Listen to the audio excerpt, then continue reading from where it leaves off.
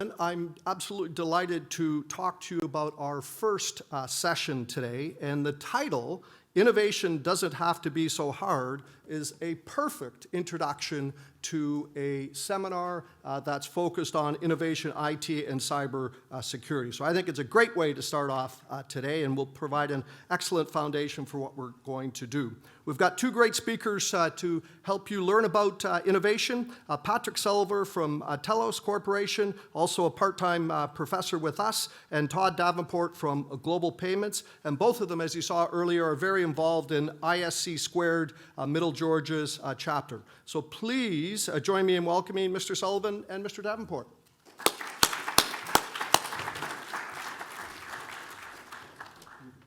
And there's the zapper. Okay, good morning, everyone. I'm Todd Davenport. I'm the president of the ISC Squared Middle Georgia chapter. Today, whoa, I thought that might be kind of hot. Nope. Today, Patrick and I are going to talk to you a little bit about our chapter. Sort of think of that almost like a commercial. And then after we talk about the chapter, then I'm going to go into a presentation on innovation doesn't have to be so hard. So our chapter has a mission, and the key thing to focus on there are the words that are underlined: connect, educate, inspire, and secure. That's our primary goal. We're trying to help make this a safer cyber world for everyone. We do that in multiple ways. I'm going to stop there for a minute. I know I gave a very brief introduction to myself. I'm going to do a little bit more when I start the other presentation, but I want to go ahead and let Patrick kind of introduce himself. As I said, I'm Patrick Sullivan, and I'm the membership chair. Todd and I were founding members of the ISC Squared chapter in Middle Georgia about 10 years ago. And I was really enthusiastic about coming out and talking, and then seeing the sponsors are two other certification bodies, which is really good. So part of the mission, again, is to provide the certification methods, and it's becoming really important for not only the educational part, but also being able to prove some of your skills. So like what the Cyber Knights are doing and what the certifications provide is a little bit of extra bullets for your resume and for going for jobs. So it's important to be involved in that aspect as well. Okay, so really, when you boil our chapter mission down, you'll see I pinpointed the connect, educate, inspire, and secure. And then if you look at each of those areas, it's broken down a little more in depth. And I'm not going to really go in depth to this, you'll see. But what I will tell you is, from a chapter perspective, we strive to kind of make sure we're doing all of these things. So you see what it talks about in Connect, sort of the professional networking, things like we're doing here today. When you get into Educate, it's talking about the presentations, again, something similar to what's going on here today.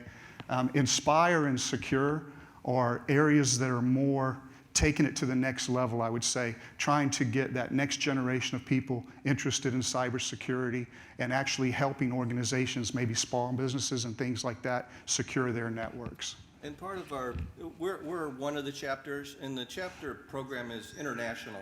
I'm actually part of the committee that helps approve and establish chapters around the world. So if you're in a different part of the country, as the introduction, as Dr. Gerard mentioned, you may be on different parts of the world. There may be a chapter near you. So if you go to the ISCSquared.com website, you can go to the chapters portal, and you'll see us listed in there, but all the other chapters around the world as well. So I think that's a really good point, like Patrick mentioned. Now, we are the Middle Georgia chapter, and as far as I know, we are the only chapter within about a 100-mile radius of this location right here. I have a question, I'm just curious. So in this audience right now, how many people basically live in Warner Robins? Okay. And then the rest, I assume, probably Macon. South Georgia, okay. So of those people I talked about that are in Warner Robins, How many people were aware that we had a chapter? Okay, fewer hands. And that's kind of why we're here today, right? Is to expose you all to the fact that we have this chapter. So you'll see up on the screen, it tells you we have our chapter meetings the third Tuesday of every month. So we have a chapter meeting next Tuesday, 5 to 6 p.m. at the Vector Center in Warner Robins. And a lot of time we spent in our chapter meetings is really just networking. It's really important in the cybersecurity field is to learn from others, to build your network of people to reach out to. Google's your friend, but also your friends are your friends. You can get answers really quick by being part of an organization like our chapter, or having that network of people that you have a similar interest with. All right, so some of the chapter programs we've done, you see there we have like technology exposition and cyber forums. In the past 8 years, I believe it is, we've sponsored a cyber expo and technology exposition and cyber forum at the Museum of Aviation, where we have different people throughout the day giving speeches like this, and we also have technologies that are presenting their hardware and things out there for people to look at. We typically do that in March and October. There's actually one, or it just happened, they just had one. We didn't do the cyber education portion this March, but we will be in October. Another big program, I'll give you an example of something that comes up all the time. There was this last Saturday at the Museum of Aviation, they had what was called STEM Palooza. And the whole point behind STEM Palooza was trying to get middle school students and high school students aware of the opportunities there were in cybersecurity for secondary education as well as jobs and things like that. So we like to participate in those types of things. And then one that I'm particularly fond of is Garfields Cyber Safety for Kids. I've got this website, iamcybersafe.org, flashing up there. If you really don't get hardly anything else out of this, I want you to get that. That site has a lot of resources that are available to help educate younger children, as well as middle school, high school, seniors, parents, about some risks that are out there and how you can protect against them. And there's also a kit that I have an actual kit here with me today if anybody's interested in looking at it. And part of our chapter's charter is really to provide possibly a bank of speakers that can go out and meet with different organizations and help them with their cybersecurity needs, questions. We're in kind of a bubble, being in IT and in cyber, of really the state of some of these organizations. I hear it all the time from my daughter and my wife, specific examples that, you know, they're still using Windows 7 or, you know, things like that. My daughter works in a healthcare area, so when I first heard that, it's, you know, Windows 7's not supported anymore. So, you know, just that lack of knowledge, through our chapter, we can provide, you know, some guidance to those organizations and those businesses. So up on the screen right now is just some pictures of the Garfields cyber safety kits that exist right now. I think they're very good ways to teach younger children about some of the risk of cyber, right? You'll notice there's some awards that they've won. They're very good to use in classrooms. Purchase them for, if you have a child like in 2nd or 3rd grade, you purchase one of these. It's easy for the teacher to teach, or anybody. We've always said from our chapter perspective, we have people in our chapter that are more than willing to come to your child's school and kind of go through this curriculum with them, but it's very simple. The one question I've heard most often is, why Garfield, right? Garfield's kind of, most people think an older cartoon, right? Well, the thing is, this is an international program. So I forget, over 100 languages it's been translated into. And although Garfield may be an older kind of cartoon here in the United States, he's still very relevant around the rest of the world. So it was finding something that could speak to kids around the world, not just necessarily here, where maybe we would use Paw Patrol now or something like that. Okay, so if you're interested in hearing more about our chapter, that's my contact information and Patrick's and the website. Also, we'll probably both be here all day, and the presentation I'm about to do is going to kind of hit on this a little bit more. So. And I'll come back up on stage after this. We'll have some time for questions. If you've got specific questions about the chapter. I'm also work like I said, I'm part-time with the university as a speaker. We have an online question. Warning, we have an online question. The question is anyone allowed to go to chapter meetings, or do you have to have an ISC squared certification? We allow everyone. The way we did our charter is just to make it open to anybody who's got an interest in cybersecurity. The goal is to have people get cybersecurity certification. So again, it's really a network of people who have interest in cybersecurity, in IT, and we ask for speakers a lot too. So that helps build some chops on doing discussions and doing presentations to others as well. Okay, so like Patrick said, we'll take some more questions, I guess, at the end of my presentation.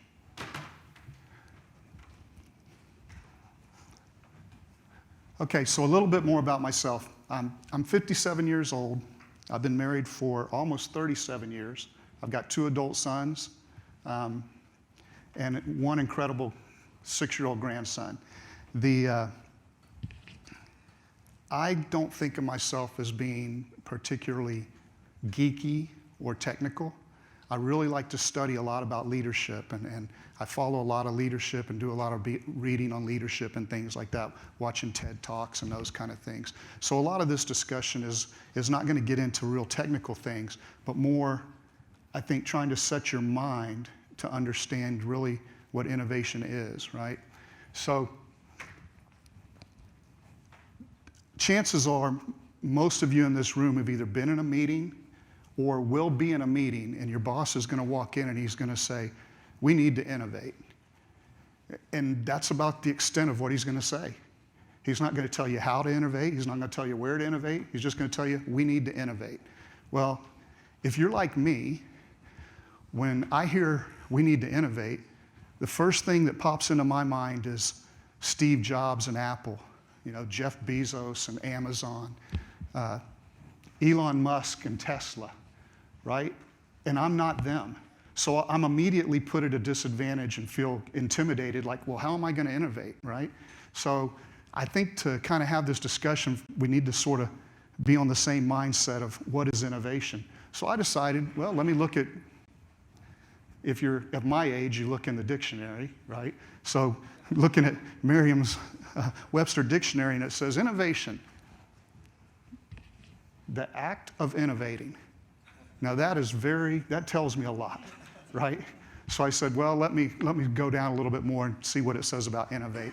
So you see there it says to make changes or do something in a new way. Okay, that makes a little more sense to me. And then I went to Wikipedia, and essentially Wikipedia gives a little more detail, right? So it talks about what innovation is. So I mentioned that I really like TED Talks and those types of things, right? And one of my favorite TED Talks was by Simon Sinek, and it was called Start With Why. And essentially what Start With Why says is oftentimes we'll tell people what we want them to do. We'll explain to them, this is what I want you to do. And we may even go a little further, and if you're a micromanager like I've been accused of being, I'm going to tell you how to do it, right? But very seldom do we ever get to the point of explaining why you're doing it.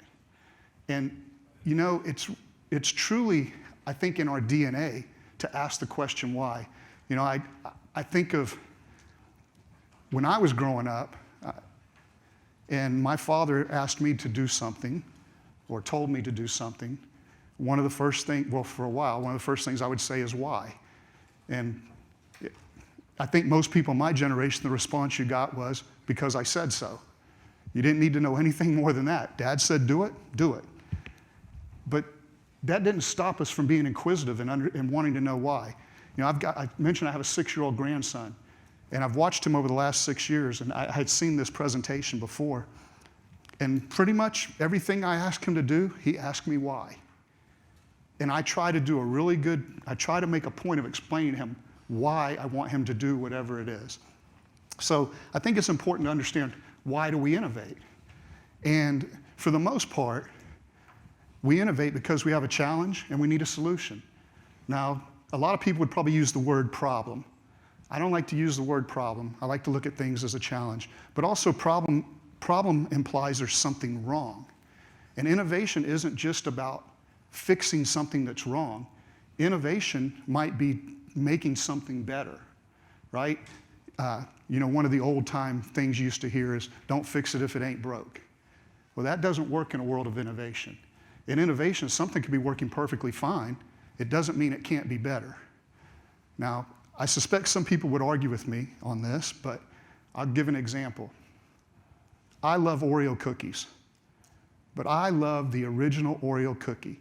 I don't like double stuff, mega stuff, peanut butter, strawberry. I don't like any of those. But somebody thought it would be a good idea to come up with those other flavors. And maybe that was a good innovation and it works. Maybe it makes Oreo and Nabisco a lot more money. I don't know. But me, I like the original, right? But that, just because the original was good enough for me doesn't mean it was good enough for everyone.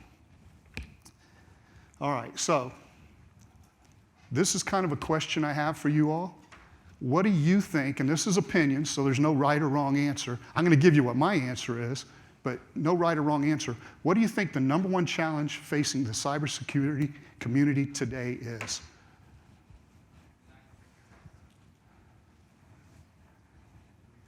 Come on, you got to have opinions. Everybody has opinions. Lack of awareness. Okay, that's good. Something else. I know, I'm not going to say what I was going to say. I know there's at least an opinion for everybody in this room. So lack of awareness is one. Somebody else, give me something you think is one of the challenges or the number one challenge facing the cybersecurity community. Yes, sir. Protecting data that has to be protected. Okay, protecting data. People. People, you mean like numbers?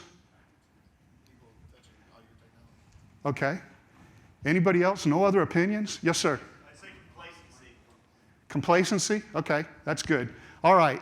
Well, here's what I think the number one challenge facing the cybersecurity community is. We have a talent crunch. It's encouraging to see things like the cyber nights and those types of things. But there are multiple organizations that make a lot of money of doing a lot of studies that have said, we have a real problem, and we got a problem with numbers. Now, the next statement on there you'll see is a quote from Robert Herjavec. He's the CEO and founder of the Herjavec Group. You all probably recognize the name or know him from Shark Tank. He's one of the sharks.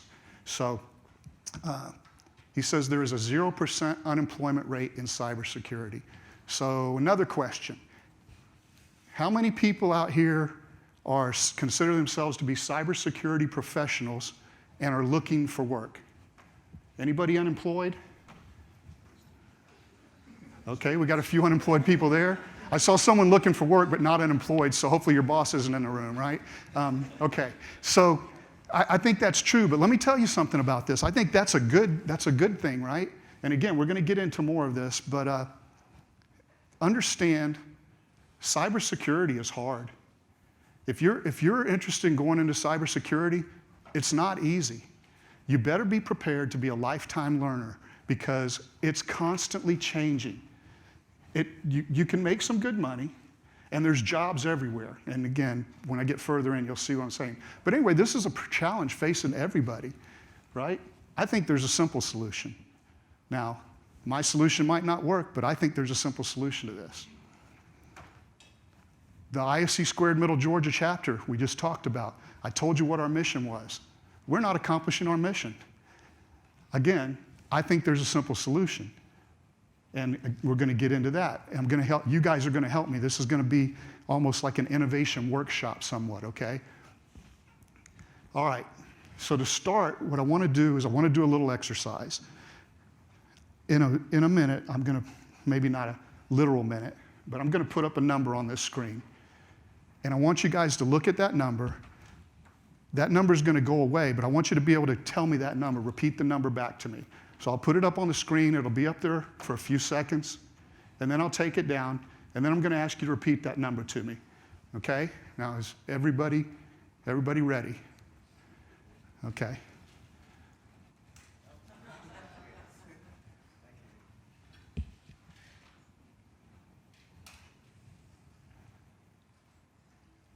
All right. So what's the number?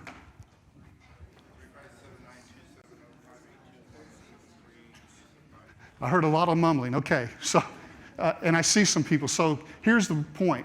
Everybody in this room should have been able to tell me that number. Everybody. But you know what? Many of you couldn't. It's because we think things are too complex, right? I didn't tell you to memorize it. I just told you you needed to be able to repeat it back to me. You could have written that number down. You could have taken a picture of it with your phone. You know, there are multiple ways to get that number to be able to tell it to me. But our minds oftentimes look at everything as too complex. And that causes us, it stagnates us in growth. We need to look at things simple. You know, the old keep it simple, stupid mentality really works. And I think it works really well in innovation. I'm going to give you a couple of examples of companies that have done some, in my mind, some truly innovative things that were really pretty simple. But before I do that, let me give you I'm going to tell you this story, again, just to get your mind thinking. So a father and a son were traveling, and they're on the interstate up in Atlanta. They get stuck in a traffic jam, and they notice the problem is that there's a truck that has got itself stuck under an overpass. You know, it didn't pay attention to the height regulations. It's stuck in the overpass. And they're sitting there for a while getting frustrated, wondering how long is it going to take to get this fixed. You can see the fire department's there, the police department's there, they got construction crews there. They're all trying to figure out how do we get this truck dislodged from underneath this overpass. You know, a lot of smart people, a lot of really, really, really technical people, right? All of a sudden, the kid, who's like 13 years old, jumps out of his car and runs up to the crowd. You know, his dad's kind of freaking out, but he runs up there. He's like, I know how to do it. I know how to do it. I know how to do it. And they say, okay, how do we get this truck out of here? And he says, let the air out of the tires, right? Again, a simple solution. But most times, we tend to look at things in a very complex way, and we don't think of the simple first, okay? All right. So, oh, boy, that was... Is anybody here familiar with the Dutch bicycle company Vanmoof? Nobody? Well, we're not a big bike community in this area. But I'll tell you, so this company was started with an innovative mindset, and they wanted to rethink, reimagine the motorized bike. Okay, now this is a picture of their, what's called the electrified S. The motor and the battery are inside the frame. It also, you'll notice on the top crossbar, there's a touch screen. And that touch screen allows you to increase or decrease your speed and do those types of things. You'll also notice at the front of the frame, right there, that's a headlight. And at the back, that's a brake light. It's all integrated into the frame, right? Now, this bike has a lot of expensive electronics on it. And because of that, the bike runs for $3,000 to $4,000. Now, in places in Europe, they ride bikes a lot. In the Netherlands and those places, it makes a lot of sense. Even areas like New York City, some of your bigger metropolises, it might make sense to have a bike like this. Another key feature is it has a GPS tracking device. So if somebody were to steal your bike, you would know where you could find it, right? That's pretty innovative. It's not simple, though. That took a lot of time and effort, a lot of smart people. What was innovative, what this company did was innovative, was they had a problem. Over 25% of their bikes were getting damaged in shipment, right? So if you're shipping a $4,000 bike somewhere and it's getting damaged, 25% of them, that's a high cost. So the company had to figure out, how do we stop this? How do we ship our bikes without having so much damage? And the problem was especially bad in the States. They noticed a much higher percentage of bikes were getting damaged in the States than around the world. So I ask again, anybody, any thoughts what they could maybe do to reduce the damage? Yes, sir. Was this the company that... If you know the answer, go ahead. I'll stop you with the stop. Okay. Do you think you know the answer? Okay, let me get somebody that doesn't know the answer and give me an example.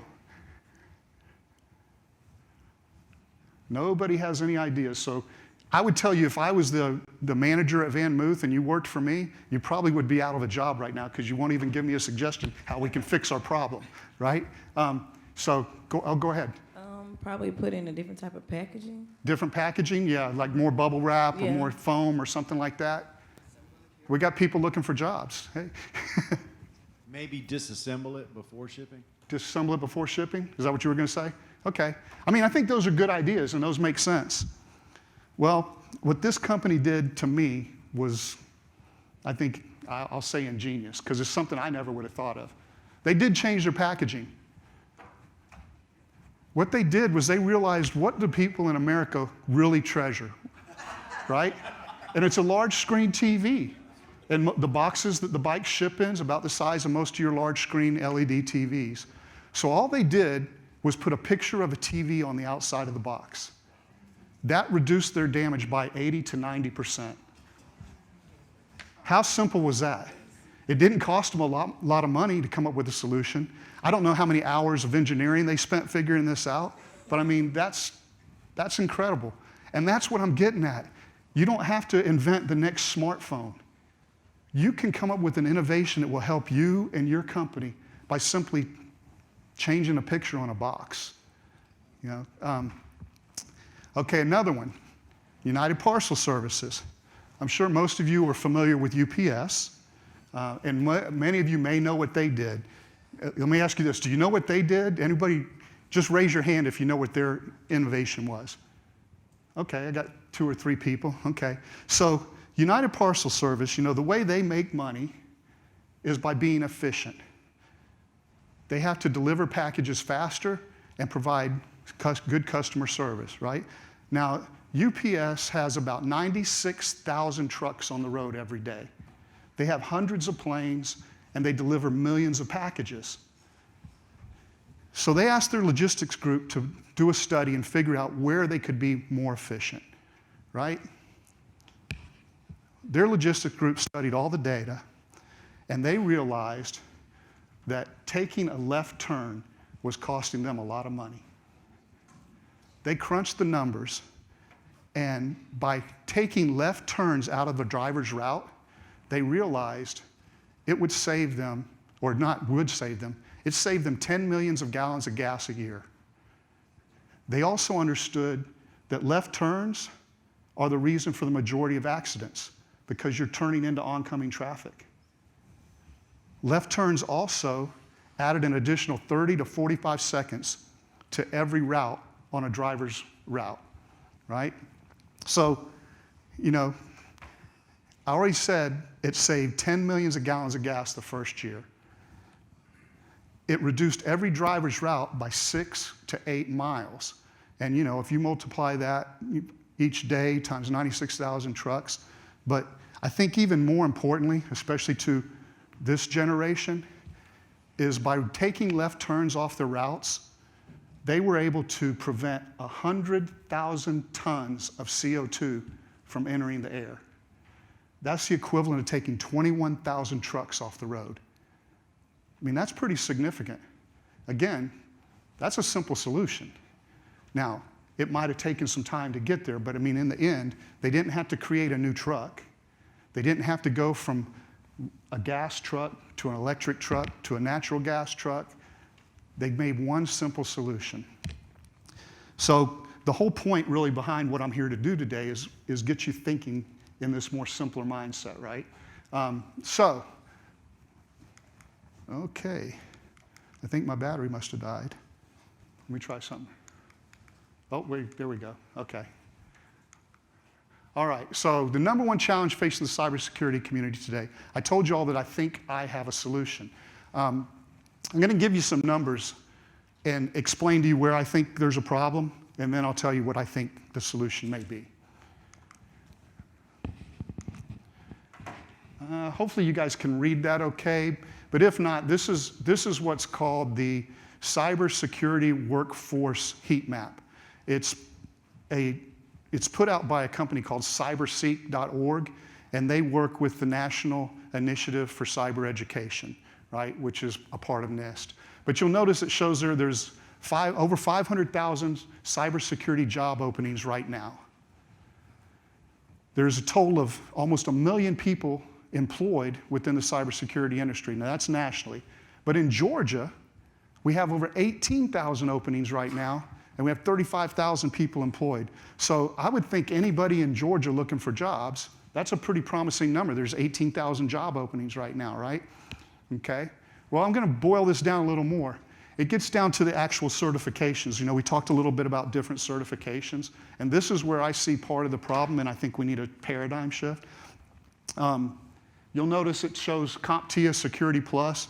I think it's interesting nationally. It says there's 5,404, and there are 1,288 openings. So there's a lot more certified people than there are openings, right? But as you get down further down to like I'll call your higher level certifications, your CISSP, your CISA, your CISM, you'll see the numbers there's like 3,000 openings and 4,000 people employed. This is the national numbers, right? And then you go to, let me check something. Okay, these are the national numbers. I'm sorry. I got to look when I hit the clicker. But these are the national numbers. And you'll notice, for instance, there's 84,000 certification holders of the CISSP, but there's 112 current job openings. Now, I would suspect of those 84,000 people with the CISSP, most of them probably have jobs. So you've got 112,000 openings, and we don't even have enough people with that certification to fill them, right? And then this was the numbers in Georgia. So the problem to me is, how do we fill this cyber workspace, right? And obviously part of it is by hiring people. But what I think we need to understand is, when I have a problem, I try to think of where it really is. And I believe the real problem with that has to do with training and education. Now I know there's a lot of education taking place in the area of cybersecurity in your schools and your colleges and your high schools. You know, the way I got introduced to the IT industry, when I was a junior in high school, I was essentially kicked out of my marine biology class. And I went to the guidance counselor, and she said, hey, your teacher says you're disruptive in the class and you need to take a different class. So she gave me some options. Well, one of the options was typing. Now, when I was in high school, the typing class was probably 99% female, and I thought, that's a class I might enjoy. So I went ahead, I signed up for the typing class. Out of that typing class, I learned how to type. When I went into the Air Force, because I could type, I was able to get into an IT career, which has led me to where I am today. So now you have those types of opportunities in your school through different computer things and those types of things. But what I was getting at is, I think those numbers I showed you before are upside down.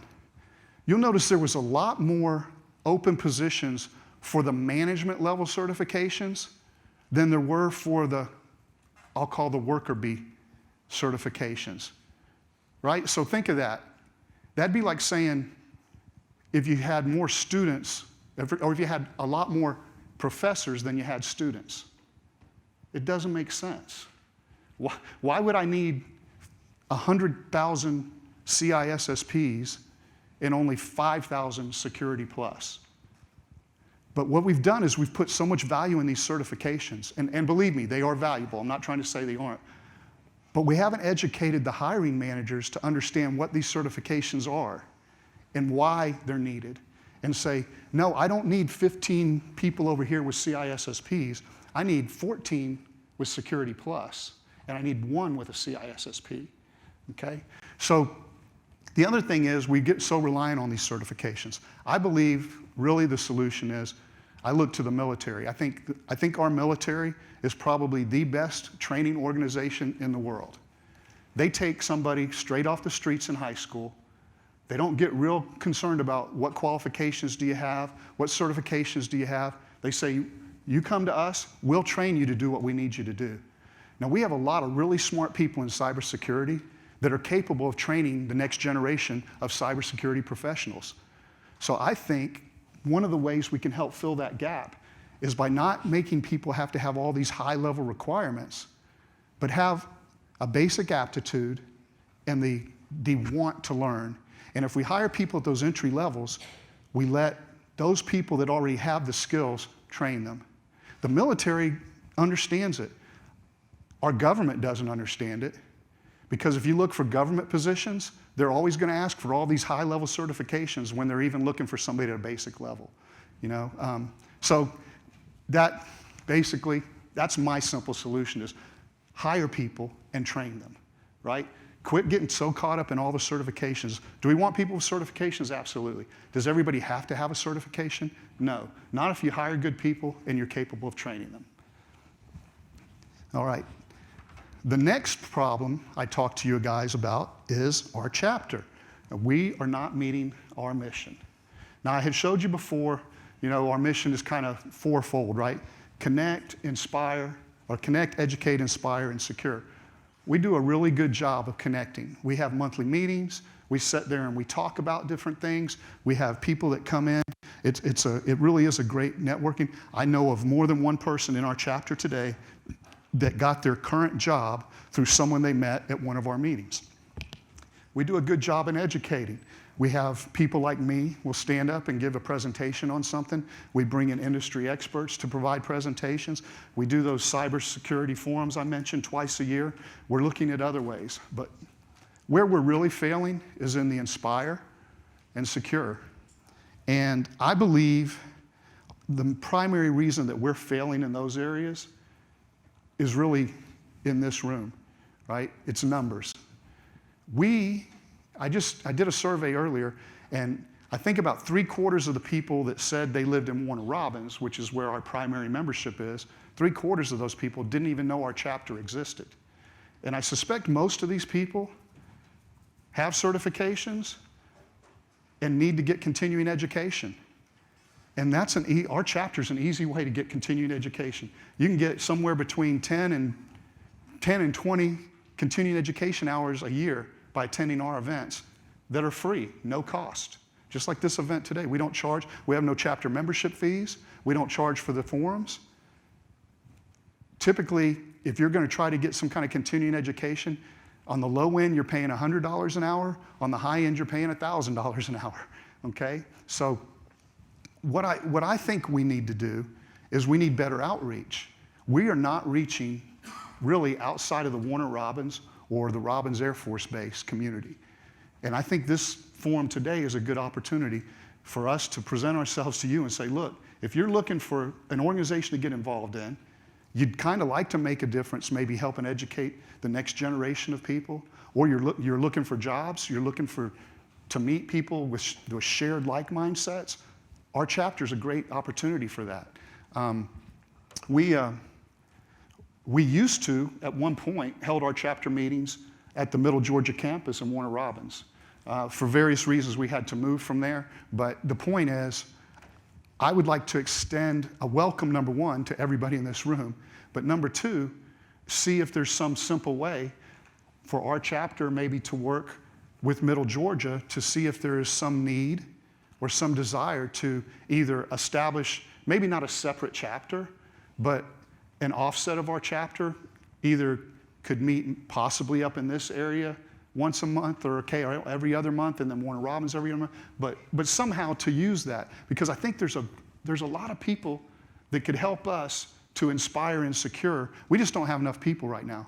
We don't have enough people, number one, involved, but we don't have enough people really with the willingness to get involved, right? So when we have opportunities like we had this STEM Palooza, yeah, it would have taken 3 hours on a Saturday from 9 to noon, right? We have a hard time getting people to say, hey, I'm willing to go do that. So it ends up being the same people over and over again, and you'll experience that through life with anything. But my point is, I think we have a resource here that we haven't tapped into, and I want to figure out how we tap into that resource. And rather it's an organization like the Cyber Knights. One thing I brought up about the Capture the Flag, about 2.5 years ago, I was talking to the National STEM program at the Museum of Aviation. And we brought up, hey, what if we had us capture the flag event, right? And you know, there's an organization called Cyber Patriots. There's several Cyber Patriot teams in Warner Robins. And one of them last year or the year before, was one of the higher national level teams. So they might give you guys a run for your money, I don't know. But my point is, we didn't have the interest amongst our membership, or really the technical know-how to understand how would we put on a cyber, you know, a capture the flag type of thing. We want to do something called Secure the City, right? Which was basically trying to figure out, have something to help understand how we can better secure our city. But we just didn't, we have an interest to do it, we just don't necessarily have the bodies. And I think tapping into a resource like the Cyber Nights and things like that would help us. So that's my simple solution. I'm not looking about spending a lot of money. I'm not trying to build a new box. I'm not trying to do anything like that, but just basically a simple solution to help us with our challenge. I don't want to call it a problem, but I think we can do better. Especially, we have those 4 things in our mission statement, and 2 of them, in my opinion, we're missing on. All right, so I want to give an acknowledgement to this book called Why Simple Wins. Escape the Complexity Trap and Get to the Work That Matters. It's by Lisa Bodell. I stole some stuff from her that I talked about today, so I wanted to give that acknowledgement here. It is a good book. It explains some of the things, like I said, but it's basically how email has cluttered our world. You know, I'll give you a real quick and good example. I had to go to a doctor in February at the VA. I walked into his office, he sat down in a chair. He's sitting in a chair staring at three screens. I sat in that office for 30 minutes to 45 minutes. I think he looked at me twice. He spent almost the entire time, now this was my annual physical. He spent almost the entire time looking at the screens, responding to some type of an IM from someone, looking at an email, looking at some other kind of, you know, he did have my blood, you know, my labs up on his screen, so he looked at that. And it was interesting. We're going through that, and I'm sitting here, because I was already preparing for this presentation, and I'm like, boy, look at how simple his life is. There was a time when you would go to a doctor, and you walked into the room, and there was a bed and a chair and a stool and a blood pressure machine. And the doctor would actually talk to you, look at you in the face, and you know, hey, let me check your blood pressure, let me listen to your heart, let me do that. And he still did some of those things, but he spent the majority of the time looking at his screen. Well, when we were near the end of it, there's a knock on the door. And this guy opens the door, and he had a key for him. He was like one of the maintenance guys, but had a new key for some, I don't know, the drug cabinet or something, right? And the doctor gets it, and he looks at me and goes, man, this is Grand Central Station. He said, I used to be able to kind of do what I was saying before, sit and talk to my patient. He said, now I got to answer all. Well, the reality is he doesn't have to. He can quit looking at a screen anytime he wants. But we've gotten ourselves into that mode. So all this innovation hasn't made his life any easier. It's made his life more difficult. And he really sounded to me like to be providing care. But all of this added technology, although it makes us able to do a lot more, sometimes it gets in the way of what we're really trying to do. All right, so that pretty much concludes what I had to talk about. I've got a few minutes